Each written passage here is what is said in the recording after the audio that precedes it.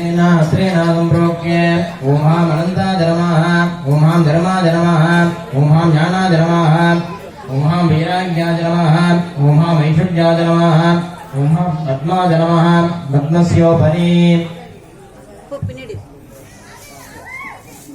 महां महालक्ष्मी अम्बिकासनाय नमः ओम ह्रीं महालक्ष्मी अम्बिकामूर्तये नमः वन्दे लक्ष्मीं वरसिंहमजीं शुद्धजां भुवनदापां तेजोरूपां कनकवसनां सर्वभूषोज्ज्वलाङ्गीं बीजाभूरं कनककलशं हेमपद्मे ददानाम् आद्यां शक्तिं सकलजननीं विष्णुवामाङ्गसंस्थां इत्यादयनेत्राभ्यां नमः कमले कमलालये प्रसीद प्रसीद सकलसौभाग्यं देहि मे श्रीं ह्रीं श्रीं महालक्ष्मीम्बिकायै नमः माङ्गल्यदेवताभ्यो नमः मूलेन आवाक्ये आवाहनादि योनिमुद्रानमृतस्य अर्घ्यं दत्त्वा मङ्गले मङ्गलाधारे माङ्गल्ये मङ्गलप्रदे मङ्गलार्थं मङ्गलेशी माङ्गल्यं देहि मे शता माङ्गल्यदेवताभ्यो नमः सर्वोपचारैः समर्पयामि धूपदीपं दत्त्वा धूपमाग्रापयामि सर्वदाभ्यां स्वाहा ताम्बूलादिकं निवेदयामि वेदान्तं आदमयमर्पयामि ॐ शरणागत देवनाथपरित्राणपराधने सर्वस्यार्थकरेणेति नारायणोच्युते पूर्णिमागतज्योतिः श्रीसप्तजपकर्मणि सर्वेभ्यो ब्राह्मणेभ्यो नमः ॐ हिरण्यवर्णां हरिणीं सुवर्णरजतस्रजां चन्द्रां हिरण्मयीं लक्ष्मीं जातवेदो महावः जातवेदो लक्ष्मीं मनमगामिनी यस्यां हिरण्यं निर्देयं कामस्त्वं वृषानहम् मध्यामस्तिनादप्रबोधिने देवीम् उपक्वये श्रीर्मा देवी रुषताम् पद्मे श्रीरां पद्मवर्णां त्वामिहोपक्वये श्रियम्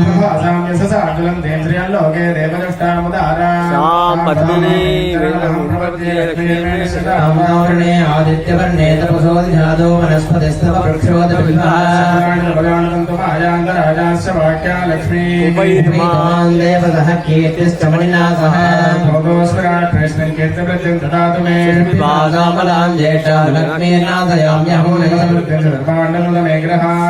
निर्गृहान्तरादृढा नित्यभुट्टां गरीहिणीं सर्वभूतानां तामिगोपक्वजे श्रियं मनसः काममागोदिं वाचः सत्यमसीमहे भगवन्नस्य श्रीश्रयदाभ्यसाः कण्डमेन प्रजा भूतामविषुम्भवकर्तमां श्रियं वासय मे कुले मातरं पद्ममालिनीं चिक्लीतपदमे गृहे देवीं मातरङ्गश्रियं वासय मे कुले पुष्करिणीं पुष्टिं सुवर्णाभेममालिनीं शून्यां हिरण्मयीं लक्ष्मीं जातवेदो महावहां जक्करिणीं जट्टं पिङ्गलां पद्ममालिनीं चन्द्रां हिरण्मयीं लक्ष्मीं जातवेदो महावहां जातवेदो लक्ष्मीं मनमगामिनीं यस्यां हिरण्यं प्रभूतं गावो दास्यो स्वाहान् विन्ध्येयं पुरुषानहं देवी च विद्महे विष्णुपत्नी च धीमहि तन्नो लक्ष्मी प्रचोदयात् स्वमाजुष्यमारोग्यमावेदाच्छोभमानं महीयते धान्यं धनं वसुं बहुपुत्रलाभं शतसंवत्सरं दीर्घमायुः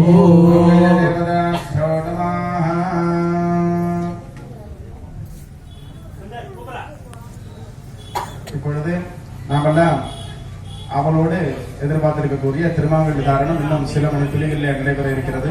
இந்த திருமாங்கல்ய தாரத்தை தரிசிக்கிறதுனால முதல்ல இந்த மாங்கல்யத்துல என்ன பூஜை பண்றோம் அப்படின்னு பாத்தீங்கன்னா, ஸ்வர்ணம் எங்கெல்லாம் இருக்கோ அங்கெல்லாம் மகாலட்சுமி இருப்பாளாம். அந்த மகாலட்சுமியில அந்த மாங்கல்யத்துல பார்வதி பரமேஸ்வரால பூஜை பண்றோம். அந்த பார்வதி பரமேஸ்வரால் என்றும் அர்த்தநாரியா மாதுரு பாகனா சுவாமி இருப்பது எப்படி பிரியா விடையா சுவாமிக்கு எப்பவுமே இடம் கொடுத்து இருக்காரோ, அதே போல நாமும் நம்மளுடைய மனையாரோடு அவ்வளவு அந்யோன்யமா இருக்கணும் அப்படின்றதுக்காக அந்த திருமாங்கல்யத்துல இந்த சுவாமி அம்மாவை நம்ம பூஜை பண்ணி அந்த மகாலட்சுமி ஹிரண்மய ரூபமா இருக்கிற மகாலட்சுமிக்கு ஸ்ரீ சூக்தத்தினால அபிமந்திரணம் பண்றோம். இந்த இல்லற வாழ்க்கையானது எப்படி இருக்கணும் மனுஷாளுக்கு அப்படின்னு பாத்தீங்கன்னா, கடைசியில் இந்த ஸ்ரீ சூக்தத்திலே வரும். தானியம் தனம் பசும் பகுபுத்திர லாபம் சதசம்பத்சரம் தீர்க்கமாயு.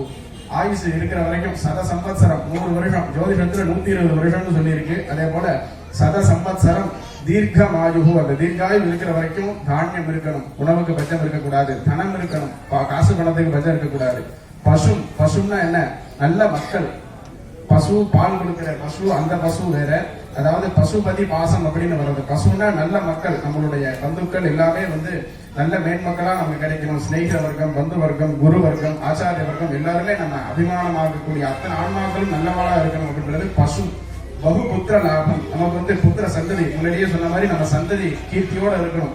எத்தனை குழந்தைகள் இருந்தாலும் அத்தனை குழந்தைகளும் நமக்கு வந்து கீர்த்தியோட பிரபாவத்தோட நல்லா இருக்கணும் அப்படின்ட்டு பகுபுத்திர லாபம், சதசம்பத்சரம் தீர்க்கமாகும், இதெல்லாம் எனக்கு ஜீவிதாந்தம் கிடைக்கணும், சதசம்பத்சரமும் எனக்கு ஆயுஷ் அந்தமும் இதெல்லாம் எனக்கு கிடைக்கணும் அப்படின்ட்டு அந்த மாங்கல்யத்துல வந்து பார்வதி பரமேஸ்வரா பூஜை பண்ணி ஸ்ரீசூக்தத்தினால அபிமந்திரணம் பண்றோம். அதே போல நம்ம இந்த சுவாமி திருக்கல்யாணத்தை நம்ம பார்க்கறதுனாலையும் நமக்கு எல்லாமே கிடைக்கும். இந்த திருக்கல்யாணத்துல வந்து நம்ம வந்து தரிசனம் பண்றதுனால நமக்கு வந்து 16 செல்வங்களும் கிடைக்கும்.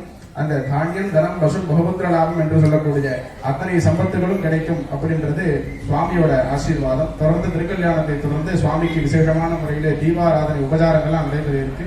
இன்னும் சில மணி துளிகளில் திருக்கல்யாணத்துல திருமாங்கல்ய தாரண சமர்ப்பணமானது நடைபெற இருக்குது. வாத்தியம் இசைக்கும்.